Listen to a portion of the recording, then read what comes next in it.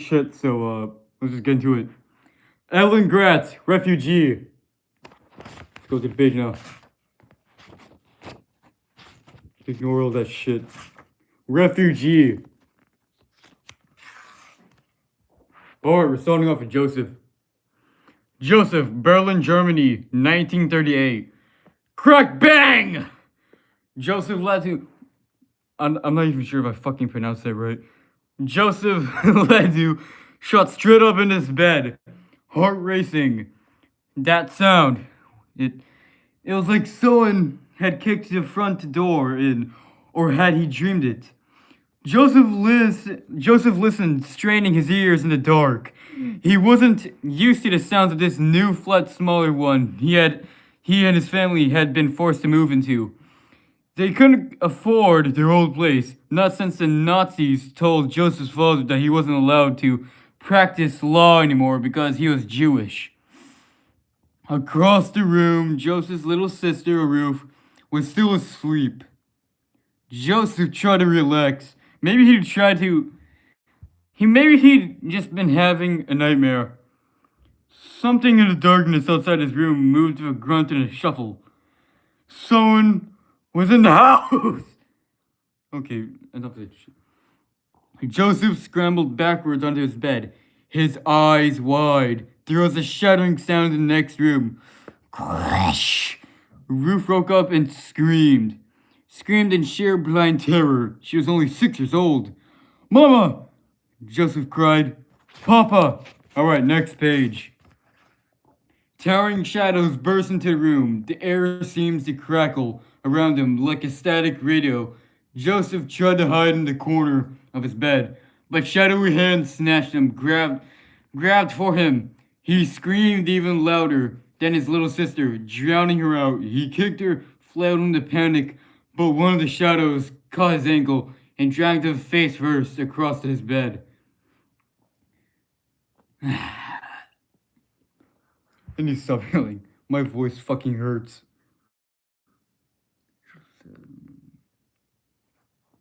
But what the fuck did I... He kicked and flailed in the panic, but one of the shadows caught his ankle, dragged him face first across the bed. Joseph clawed at his sheets, but the hands were too strong. Joseph was too scared that he wet himself. Joseph was too scared that he wet himself. The warm liquid spreading to his nightclothes. No! Joseph screamed. No! The shadow threw him to the floor. Another shadow picked up Ruth by the hair and slapped her. Be quiet! The shadow yelled, and it tossed Ruth down to the floor beside Joseph. The shark shot Ruth up, but only for a moment. Then she wailed even harder and louder. Hush, Ruthie, hush! Joseph begged her. He took her in his arms and wrapped her in a protective hug. Hush now. They crowded together on the floor as the shadows picked up Ruthie's bed and threw it against the wall. Crash! The bed broke into pieces. The shadows tore down pictures, pulled drawers from their bed. I can't fucking pronounce anything, dude. Okay, and I go to the fucking lost track. I guess they're all crashed. Pulled drawers from the thingies and flung clothes everywhere. They broke lamps and light bulbs. Joseph and Ruth clung to each other, terrified, and wet-faced with tears. The shadow grabbed them again and dragged them into the living room. They threw Joseph and Ruth on the floor, and once more, and flickered on the overhead lights. As Joseph's eyes adjusted, he saw 7 strangers who had invaded his home. Some of them wore regular clothes with white shirts, with the sleeves rolled up, gray slacks, and brown wool caps. Leather work boots, more of them wore brown shirts and red I can't. I don't know. I don't fucking know. I'm far behind with my education. Swastika? What? Swastika armbands of the. I don't fucking know. Adolf Hitler. Stormtroopers. Joseph's mother and father were there too, lying on the floor at the feet of the brown shutters. Joseph! Roof! Mama cried when she saw them. She lunged for her children, but none of the Nazis. But one of the Nazis grabbed her nightgown and pulled her back. I wouldn't let you, one of the brown shirts said to Joseph's father.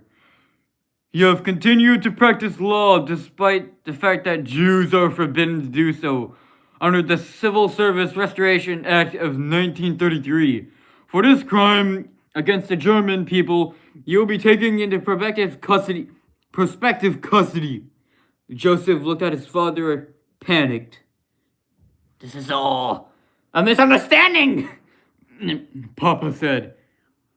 If you'd just give me a chance to explain, the brown shirt ignored Papa and nodded at the other men. Two of the Nazis yanked Joseph's father to his feet and dragged him towards the door. Alright, next page. No! Joseph cried. He had to do something. He leaped to his feet and grabbed the arms of one of the men carrying his father and tried to pull him off. Two more of the men jerked Joseph away and held him as he fought against them. The brown shirt in charge laughed. Look at this one, he said, pointing to the wet spot at Joseph's nightclothes. The boy's fucking pissed himself. Who's calling me? Let me turn.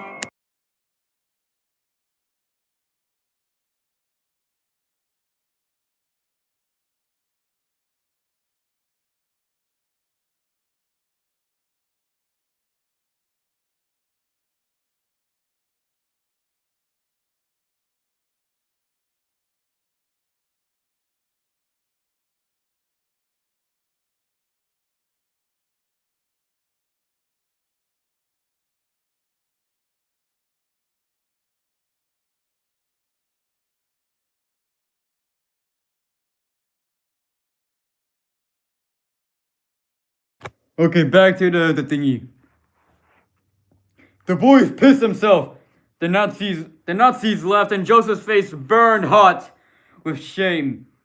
He struggled in the men's arms, trying to break free. I'll be the man soon enough, Joseph told them. I will be a man within 6 months and 11 days. The Nazis left again. 6 months and 11 days, Brown Shirt said.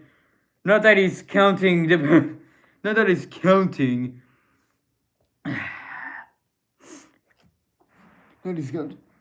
The brown shirt suddenly turned serious. Perhaps you're close enough that we should take you into concentration camp too, just like your father. No! Mama cried. No, my son is just 12. He's just a boy. Please don't. Ruth wrapped herself around Joseph's leg and wailed, Don't take him! Don't take him! The brown shirt squalled at the noise and gave them in, carrying Aaron Landu in a dismersive wave. Joseph watched as he dragged Papa away to the sounds of Mama's sobs and Ruth's wails. Don't be too quick to grow up, boy, the brown shirt told Joseph. We'll come for you soon enough, you son of a bitch. He didn't say that, but yeah. The Nazis trashed the rest of Joseph's house, breaking furniture and smashing plates and tearing curtains. They left as suddenly as they had come, and Joseph and his sister and mother huddled up together on their knees in the middle of the room. At last, they had cried all the tears they could cry. Rachel Ledoux led her children to her room put our bed back together, and hugged Joseph and Ruth till morning. I think I might stop at 10. In the days to come, Joseph learned that his family wasn't the only one the Nazis had attacked that night. Other Jewish homes and businesses and Saganus, okay, whatever, were all destroyed over Germany, and tens of thousands of Jewish men were arrested and sent to concentration camps. They call it the night of broken glass. The Nazis hadn't said it with words, but the message was clear. Joseph and his family wasn't wanted in Germany anymore, but Joseph and his mother and sister weren't going anywhere. Not yet. Not without Joseph's father. Mama spent weeks from going to one government office to another, trying to find out where her husband was and how to get him back.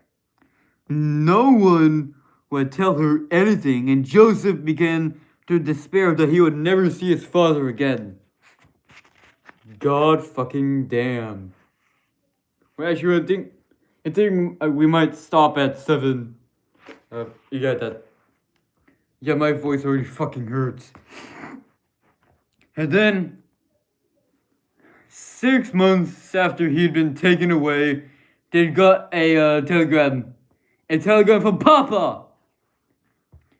He'd been released from concentration camp.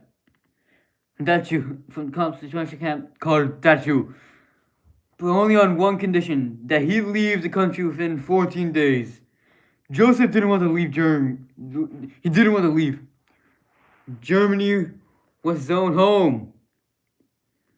Where would they go? How would they live? But the Nazis had told him to get out of Germany twice now. And the Nadu family wasn't going to wait around to see what the Nazis would do next. Alright, that's Read Stream Part 1. My voice fucking hurts already. So, yeah, maybe see you tomorrow. And maybe we'll try to go longer. Yeah, see you later.